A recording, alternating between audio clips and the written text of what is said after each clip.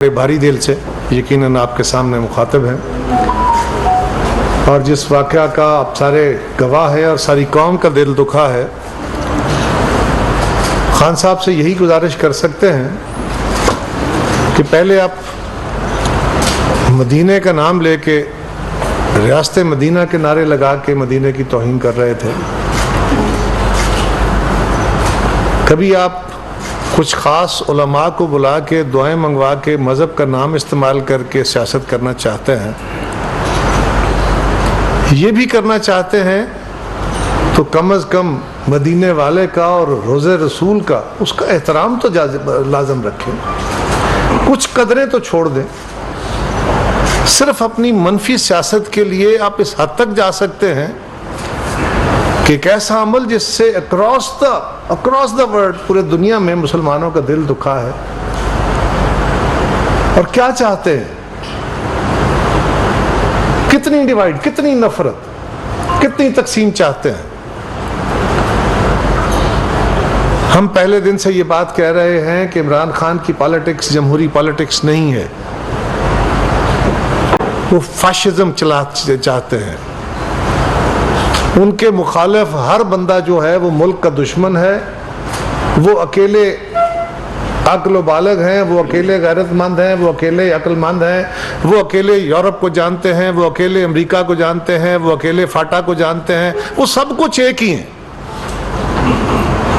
और उनके अलावा बाकी सारा मुल्क, सारी जो कौम है वो बर्बादी की दास्तान है। और दुनिया में कोई ऐसा नहीं हुआ जो अकेले चाहे और अकेले सोचे कि मैं एक हूं और मैं सब कुछ ठीक कर लूंगा। जो गुफ्तगू उन्होंने पिछले दिनों अपने गुफ्तगू जो अपने खिताबात में की है,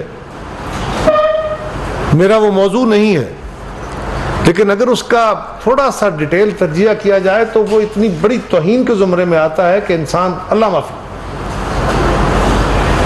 हुकूमतें आती हैं जाती हैं, खान साहब हौसले से जीना भी सीख ले। और आज मैं कौम के सामने ये बात भी रखना चाहता हूं कि क्या नफरत से तकसीम खड़ी करने से क्या मुल्क की कोई बेहतरी हो सकती है कि एक सिर्फ पीटीआई के लोग इस मुल्क में रह जाएं, बाकी सारे खत्म हो जाने चाहिए। एक सिर्फ उनके वोटर और उनके नुमाइंदे असेंबलियों में रह जाएं, बाकी सारे खत्म हो जाने चाहिए।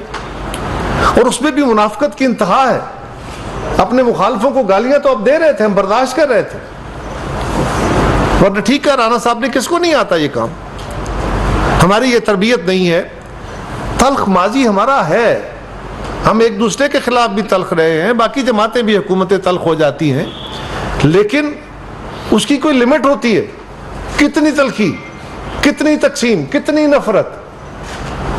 आज तक पाकिस्तान में जब सियासी अमल में या बाकी इश्यूज के ऊपर कौम इकट्ठी हुई है, कौमी क़यादत इकट्ठी हुई है, पाकिस्तान के मसाइल हल हुए हैं।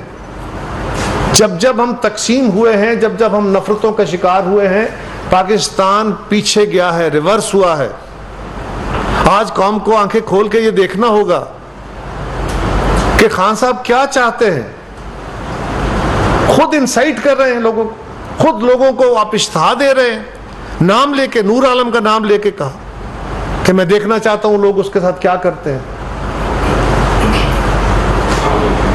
ये बदकिस्मती है। मैं क्या उनको धमकियां दूं तो क्या इससे बेहतरी हो जाएगी? कल जो वाकया रात को हुआ है कौसार मार्केट में, हमारे लिए बड़ी तकलीफ का वाकया हुआ। हम इसको किसी तरह अप्रिशिएट नहीं कर सकते, लेकिन ये क्या होगा, शाखसाने इसी तरह निकलेंगे, लोग एक दूसरे के दस्तों गिरबान होंगे, घरों में तकसीम होगी, आबादियों में तकसीम होगी, सोसाइटियों में तकसीम होगी, आप साफियों में तकसीम होगी। वो कलाम कहां तक तकसीम को लेके जाना चाहिए? इदारों के खिलाफ नफरत फैलाना चाहते हो। जो इदारा आपके साथ नहीं चलता, जब तक आपकी ताबेदारी करता है आप उसके साथ हैं, नहीं जब तक आपको प्रोटेक्ट करता है आप साथ हैं, अदरवाइज नहीं। और आप उस पर हमलावर हो जाते हैं। वो एस्टेब्लिशमेंट है, वो इलेक्शन कमीशन है, वो पार्लियामान है, कौन सा इदारा?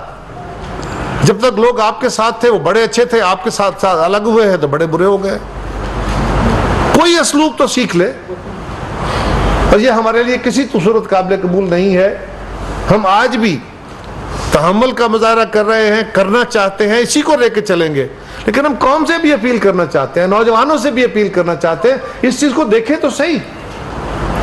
फिर साबिक चीफ जस्टिस साहब बड़े नारे मारते थे ये खान साहब कि जी देखो उनको नीट एंड क्लीन और मिस्टर साफ और शफाफ का उन्होंने खिताब दे दिया है, सादिक और अमीन कह दिया है। अब हमें समझ आई कि सादिक अमीन क्या थे, वो क्यों कहा गया, किस कनेक्शन के तहत आपको ये आपकी प्रमोशनल जो सारा कुछ कैंपेन चल रही थी हुकूमत में आने से पहले और हुकूमत में आने के बाद, ये उसके हिस्से थे। और अब ये आस्ता आस्ता रिवील हो रहे हैं कौम पे, ये खुल रहे हैं। अभी और चीजें आपके सामने आती चली जाएंगी। अभी जो ईमानदारी के दावे हैं उसके बारे में राणा साहब ने थोड़ा सा लबकुशाई की है, बहुत सारे राज इनके पास हैं, आने वाले दिनों में मजीद आपके साथ ही शेयर करेंगे। लेकिन हम इसको कंडेम करना चाहते हैं। वो शख्स जब उस ओहदे पे था उस वक्त भी वो उस ओहदे का गलत इस्तेमाल करके आज पाकिस्तान में कौन सी रवायतें छोड़ के गए हैं। हमारी ये कोशिश है और रही है कि हम पाकिस्तान को बर्दाश्त वाला माशरा बना के चलें, जमहूरी रवायतों के तहत चलें। क्या हो रहा है जरा गौर कीजिए, इस मुल्क का सदर इस वक्त लीडर ऑफ द अपोजिशन बना हुआ है। यानी इस वक्त हुकूमत की अपोजिशन कौन है? सदर पाकिस्तान। क्या कहा साबका स्पीकर ने, क्या कहा डिप्टी स्पीकर ने, क्या रोल है उनके, क्या रोल है पंजाब के स्पीकर का, क्या रोल है वहां के गवर्नर का? क्या इसको किसी जो जुमरे में आप ला सकते हैं? जब अदालत ने पंजाब असेंबली के प्रोसीजर को एक्सेप्ट कर लिया, अदालत ने उस पर हुक्म दे दिया, उन्होंने चैलेंज ही नहीं किया उसको, चैलेंज नहीं किया राणा साहब। उसके बाद अदालत ने उसके ऊपर हुक्म दिया, उसको मानते हुए, उसको दुरुस्त तस्लीम करते हुए हुक्म दिया कि ओथ ले। ओथ नहीं लिया पर सदर साहब। ये ड्रामा सारी कौम देख रही। कितना रात को 12 बजे अदालतें क्यों खुली? पहली तो बात यह, अदालत खुली नहीं, अदालत सिर्फ आके बैठी थी, आपके लिए इतना ही काफी था। लेकिन लातों के भूत बातों से नहीं मानते। अदालत को अपना डायरेक्ट फैसला और पाकिस्तान का वजूद कायम रखने के लिए आके बैठना पड़ा कि अगर आप इस हद से भी क्रॉस करेंगे तो हम अदालत लगा लेंगे।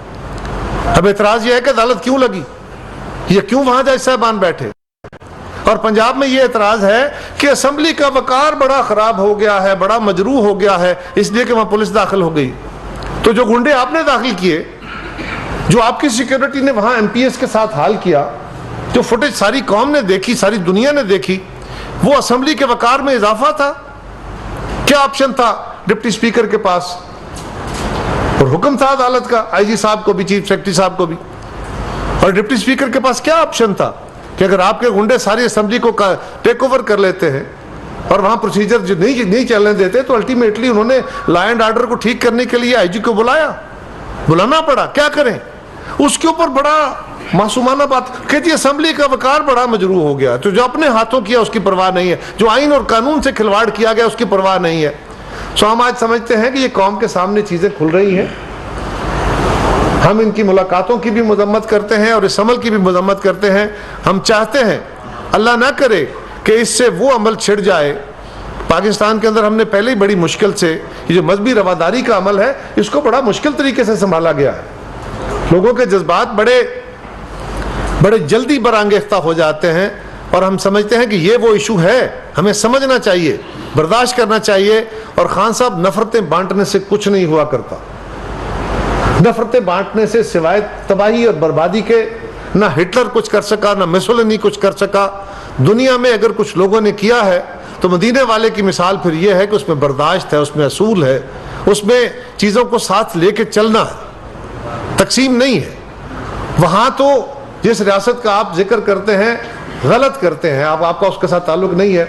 वहाँ तो अपने मजहब के छोड़ें, दीगर मज़ाहिब वालों के लिए भी अमान थी, और आपके यहाँ तो आपके सियासी मुखालफिन जो हैं उनके लिए भी अमान नहीं है, आपकी बात से इत्तफाक करने वाले के लिए भी अमान नहीं है।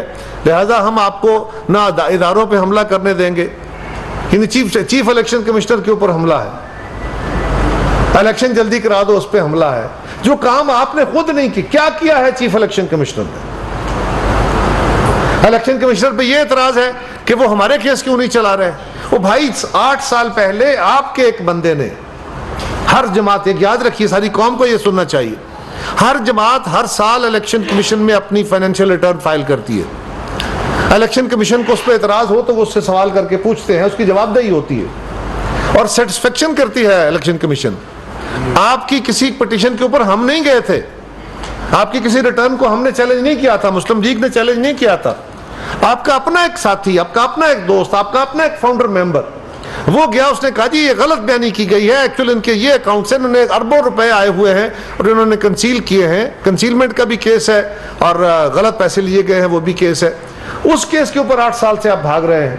आज आपको एतराज यह है कि पीपल्स पार्टी और मुस्लिम लीग के केस क्यों नहीं सुने जा रहे। हमारे खिलाफ आपके पास सबूत है, आप जाइए अदालत में दे दें इलेक्शन कमीशन को। इलेक्शन कमीशन हमसे पूछेगा, हम उसको जवाब देंगे, हमारे खिलाफ प्रोसीजर होगा, हम उसको अब जाके उसको फेस करेंगे। लेकिन अगर हमारे खिलाफ ना आपके पास कोई सबूत है ना किसी और के पास कोई सबूत है और हम हर साल सारी जमातें अपनी रिटर्न्स फाइल करती हैं, तो आपका यह एतराज कि जी हमें बराबर रख के चलें। वो बाबा बराबर किस बात पे रखें? एक कोई पता नहीं पीपीपी नाम की एक कोई फर्म है अमेरिका में, वो पॉलीप्रोपिलीन के नाम को कारोबार करती है, वो उसका एक अकाउंट उन्होंने दिया, देखो जी ये पीपीपी का अकाउंट है, उसकी तफसील सारी दे दी गई। ये सब प्रोपेगेंडा है सिर्फ इस बात का कि आपका केस अब मिच्योर हो गया है और अदालतों ने कहा है कि उसको जल्दी फैसला करना चाहिए। कितना वेट करना है? अब आप उस पर हमलावर हो गए तो इन हमलों से काम नहीं चलेगा। ना जाती हमलों से अब आपका तशख्खुस बहाल होगा, ना मजहब के ऊपर हमलों से आपका तशख्खुस बहाल होगा, ना इदारों के ऊपर हमलों से आपका तशख्खुस बहाल होगा, क्योंकि अफराद का किरदार और इदारों की मजबूती ही अल्टीमेटली जमहूरियत की मजबूती का बायस होती है। हम इस बात की शदीद मजम्मत करते हैं।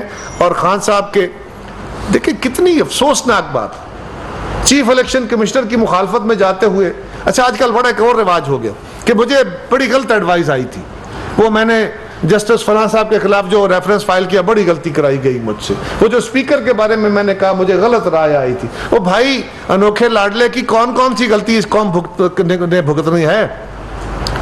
चीफ इलेक्शन कमिश्नर के ऊपर हमलावर होते हुए भूल गए, ये कह दिया कि जी मैंने तो नहीं रखा, अपोजिशन की तो राय नहीं थी, मुझसे एस्टेब्लिशमेंट ने रखा है। यही कहा था ना खान साहब ने, एस्टेब्लिशमेंट ने प्रपोज किया था। क्यों जी एजाज साहब यही कहा था ना? तो हमने पूछा बताएं किसने कहा था आपको, किसके कहने पर रखा था आपने? और ये बात तो खान साहब खुद मान रहे हैं कि मैंने अपने आइन से इन्हिराफ किया, मैंने अपने ओथ से इन्हिराफ किया है, मैंने जो उसका प्रॉपर फोरम था वो इस्तेमाल नहीं किया, बल्कि किसी और के कहने पर रखा है।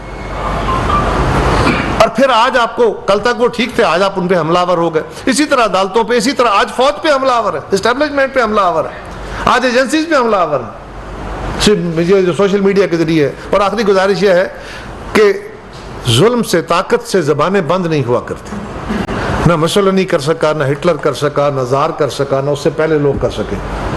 वो तारीख में गुम हो जाते हैं।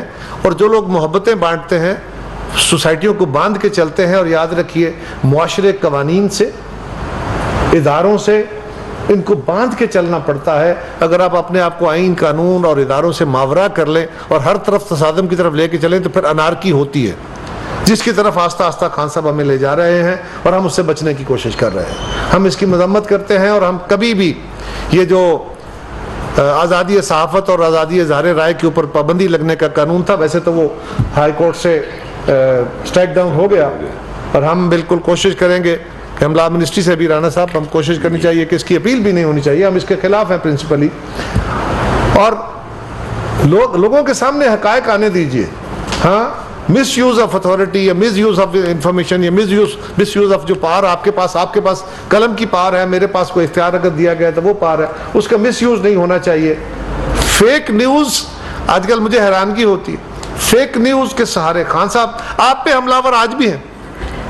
यानी जिस वक्त उनकी तकरीर को राना साहब सारा मीडिया लाइव दिखा रहा था, सारे चैनल लाइव दिखा रहे थे, उस वक्त वो उसी मीडिया पे फरमा रहे थे कि मेरा ब्लैकआउट हो रहा है, और आप मीडिया को दबाव में डालना चाहते हैं। इनका तरीकाकार ये है कि जो बंदा इनकी मर्जी का काम नहीं करता उस पर हमलावर हो जाओ, उसको डिफेंसिव कर दो। ये काम नहीं चलेगा, इस तरह पाकिस्तान आगे नहीं बढ़ेगा। You will have to face the music. जो आपने खुद आग लगाई है, अब उसका सेक आपको जरूर पहुंचेगा। शुक्रिया। दुनिया टीवी से जी, मेरा पहले सवाल ये कि इस्लामाबाद में भी कल एक वाकया हुआ, कासिम सूरी साहब ने